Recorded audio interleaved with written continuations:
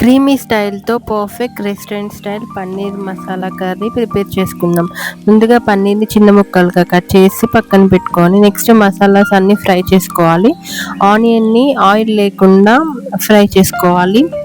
మొత్తం మిక్సీ పట్టుకొని మెత్తగా స్మూత్గా పేస్ట్ లాగా చేసుకోవాలి. ఈ పేస్ట్తోనే పన్నీర్ కర్రీకి మంచి టేస్ట్ వస్తుంది. నెక్స్ట్ ఇంకో కడాయిలో గీ వేసుకొని అన్ని మసాలాస్ వేసుకోవాలి. పుదీనా, పచ్చిమిర్చి, ఆనియన్స్, అల్లం, పసుపు, కారం, టొమాటోస్ అన్నీ వేసుకొని టమాటోస్ బాగా మగ్గిన తర్వాత గ్రైండ్ చేసుకున్న పేస్ట్ని కూడా వేసుకొని యాడ్ చేసుకొని వేసుకోవాలి. నెక్స్ట్ మొత్తం యాడ్ అయిన తర్వాత వాటర్ పోసుకొని నూనె పైకి తేలే వరకు మరగనివ్వాలి. నెక్స్ట్ లాస్ట్లో ఫ్రై చేసుకున్న పన్నీర్ పీసెస్ వేసుకోవాలి. అలాగే కొత్తిమీర కూడా వేసుకొని మగ్గనివ్వాలి. 10 minutes తర్వాత పన్నీర్ కర్రీ రెడీ.